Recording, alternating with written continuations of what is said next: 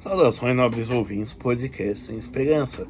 Eu vou passar para vocês algumas maneiras de como vocês lerem notícias ou então ouvirem, né? Seja por vídeo, seja por rádio, por podcast. Por exemplo, e absorverem as informações com mais qualidade. Digo isso com pensamento de que, por exemplo, as pessoas consigam ter uma diversidade de fontes, e também que elas simplesmente evitem ser enganadas mesmo por gente que age de má fé. Má fé ou enganação. Primeiro, a gente já vai dizer, os jornalistas, isso primeiro, os jornalistas se enganam ou fingem enganar, que eles são imparciais. E isso de todos os modos, desde jornalista esportivo, o político, até mesmo fotojornalistas. A questão é que o ser humano, como um ser pensante,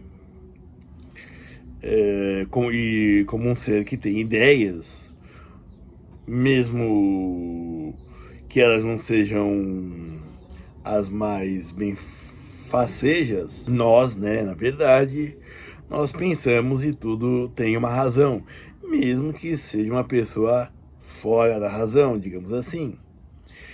Tudo isso tem dentro uma linha de raciocínio. Então, assim, uma pessoa que cresceu, se formou, amou, odiou e por aí vai, como o jornalista que é uma pessoa, vai também ter os seus vieses, além de ter uma coisa chamada linha editorial, certo? Imparcialidade é praticamente impossível. Por exemplo, algo que está fora do escopo do jornalismo, uma câmera de vigilância, por exemplo.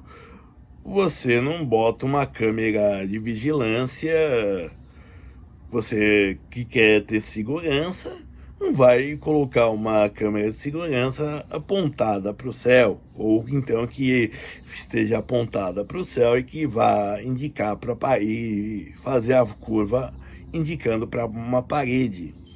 Então você colocará ela o quê? Na rua ou então na entrada numa entrada, num corredor, certo? A intenção é do quê? De vigiar quem passou por lá. Outro exemplo para dizer de fotojornalismo foi naquele caso do Vietnã do Sul, onde um coronel da polícia sul-vietnamita, ou eu não lembro se é da polícia ou do exército, dá um tiro num Vietcong preso, executando. E o cinegrafista disse: o coronel matou o Vietcong e eu matei o coronel com a câmera. Mas vamos ao longo, que eu já estou me alongando, certo? Vamos lá. Primeiro, antes de tudo, tenha, sempre que possível, um dicionário. Por que um dicionário? Porque você pode se colocar um tecnicismo, certo? Que é um jargão técnico de alguma área, por exemplo, a área da saúde, a área do esporte, a área econômica e até a área política, certo? Por mais que ela esteja próxima a nós até, e também o esporte, certo? Eu vou deixar para aqui o link de um dicionário que eu gosto muito, virtual, que é o Plibegan. Você não precisa andar com o Roax ou o Aurélio debaixo do braço. E principalmente a cada vez que você recebe uma manchete. Então isso também é uma maneira de, como se diz, de agir de modo não parcial, esconder informações ou, ao contrário, fugir, driblar a censura, a autocensura que vem das linhas editoriais, certo? Por exemplo, O que é o básico que eu estou dizendo.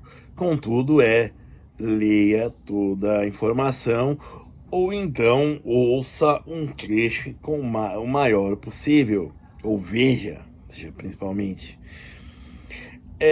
Por que isso? Primeiro, você vai saber quem disse o que, certo? Quem disse o que.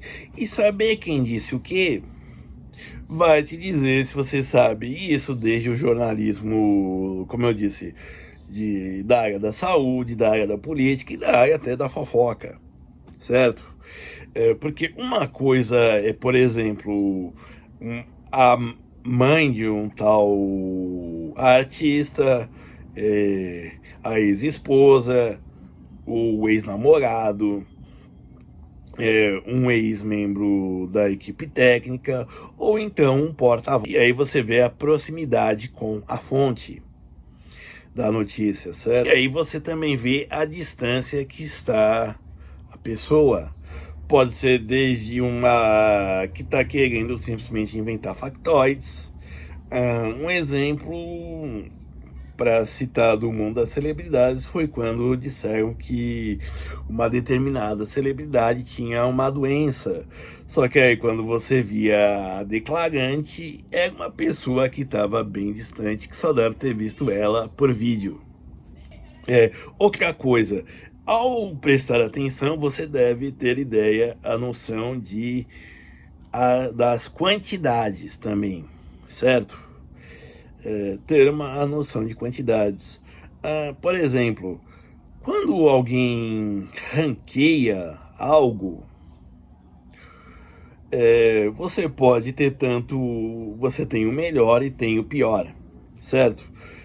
E aí você deve, com a notícia, descobrir a distribuição do ranking. Por exemplo, às vezes ele pode não querer dizer nada. Por exemplo, se você pegar um ranking de 1 a 20, onde o primeiro é nota 10 e a variação entre os outros 19 segundos, né? Os outros 19 é de 0,9, basicamente a nota dos segundos. Você vê que não tem muita diferença. Agora, se já para o terceiro, por exemplo, cai para a nota 7,5, você já tem um equilíbrio, você já nota uma discrepância maior. Porque o primeiro e o último, alguém tem sempre que ser, certo? Se tiver um par, se tiver um dois, um vai ter que ser o primeiro obrigatoriamente, e um terá que ser o último. E aí entra o segundo dado, estatísticas. Estatísticas, saibam, é também uma questão de interpretação. Por exemplo, quando perguntam se aprovam uma coisa, se é sim ou não, basicamente, como eu disse, aí já fica mais fácil. Mas, por exemplo, quando é numa eleição ou num ranking de aprovação, a pergunta é: quem acha regular num ranking de popularidade, de aprovação? Quem acha regular? Tá mais próximo de quem acha bom ou que gosta, ou tá mais próximo de quem não sabe opinar, não tem ideia do que opinar? É um juízo de valor que se tem ao ouvir a matéria completa ou ao ler o texto completo, certo? E aí você lendo também o texto dado pela pessoa, o jornalista, no caso, a interpretação que ele dá, você já descobre o viés dele, certo?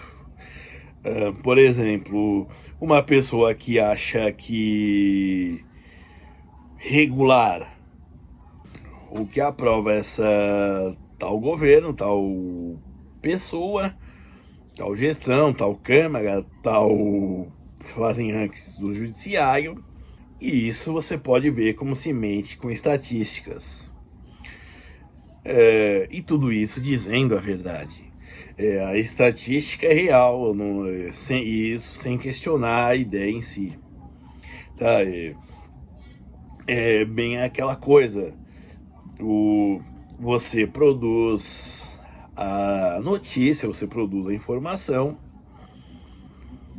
não importa qual ela seja, você usa. É que nem isso que eu quero que vocês evitem. Que vocês peguem a informação que lhes agradem, apenas, mas que vocês vejam além, certo? Por quê? Porque assim vocês não são pegos desprevenidos. A parte policial é parte que se manipula bastante estatísticas, certo? Por exemplo, não se fala da taxa de resolução de crimes no Brasil. Fala-se que do 2% dos homicídios, mas não se fala de roubos e furtos, por exemplo. São quase nenhum, certo? Assim, o cara, quando é preso por isso, ou ele é preso em flagrante, ou já tem uma capivara enorme, umas acusações enormes, uma série de acusações. Bom, mas enfim, espero que esse tutorial seja útil. Ele ficou meio longo. Vou deixar o link de um site que quebra os paywall. Qualquer dúvida é só mandar na DM. Obrigado.